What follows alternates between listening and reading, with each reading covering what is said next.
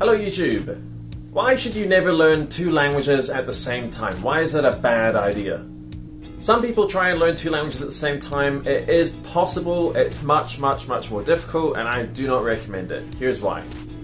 Reason number one, main reason, input. If you watch my other videos, you already know what input is. For those who don't, input is everything you read and everything you listen to. So learning new words and phrases by immersing yourself in the foreign language. If you're living in a foreign country, you get input all the time from listening to people. If you're studying at home, then you get input by watching cartoons, watching YouTube videos, listening to songs, stuff like that. Now, the biggest mistake that beginner language learners always make is not enough input. I recommend at least 3 hours a week. That just means 3 hours a week of being immersed in that foreign language. If you're studying Spanish, then you have to be immersed in 3 hours a week of reading comic books, watching TV, absorbing. Get it in you. Input the language. Minimum 3 hours of listening and reading per week. And that's minimum. If you want to study two languages, well, those of you who are really good at maths have already figured out that 2 times 3 is 6. You would have to do at least 6 hours of input a week, 3 hours in each language. Whatever you are doing, whatever your study time per language, double it. If you want to do 1 or 2 hours of speaking practice a week, you now have to do 3 or 4 hours of speaking practice per week. So this is why I say it is possible and some people can accomplish it.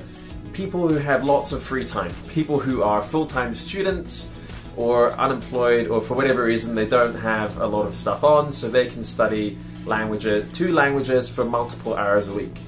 If you only study French for 2 hours a week and Japanese for 2 hours a week, that's not enough to get over the threshold. That's not enough input, so you will just fail at both languages. Why not just take those 4 hours and do 4 hours of one language, and then you are over the threshold and you will make progress.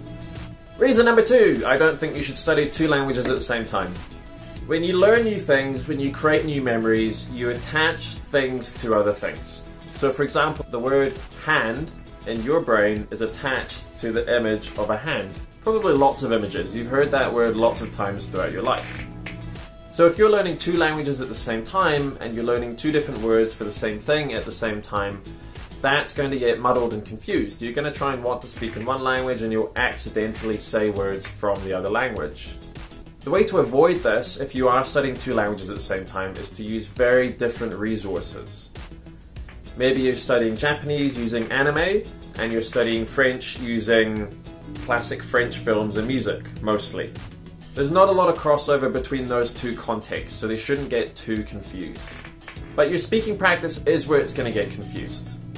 If you're speaking to a conversation partner that you met through HelloTalk or Speaky, or a tutor through italki or a similar website, then the words and phrases that you're using are actually, in your brain, they're attached to the image of the computer in front of you.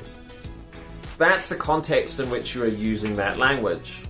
If I was ever going to try to learn two languages at the same time, it would be much easier in real life with real life teachers and tutors, because you could actually go to different places. In one place you would be in Japanese mode and you would be thinking in Japanese and speaking Japanese, and all of your memories would be connected to that environment. And then in another place, in a different setting, you would be practicing your other language. All of your memories and connections would keep connected to that context, that environment. But if you're learning at home, everything is connected to a computer screen, so it can be very easy to get confused. My advice, unless you are learning from real life teachers and tutors and you're very deliberately separating the two languages in your brain by using separate resources in separate places, is just study one language, finish it, whatever finishing it means for you, whether that means getting to a conversational level or becoming really fluent, stop and then start the new language. That way they're going to be in separate places in your brains. Thanks for watching that video. If you want to watch another one, click here. If you have any questions, put them in the comment section or on Twitter or somewhere like that, and I will answer them for you. Subscribe!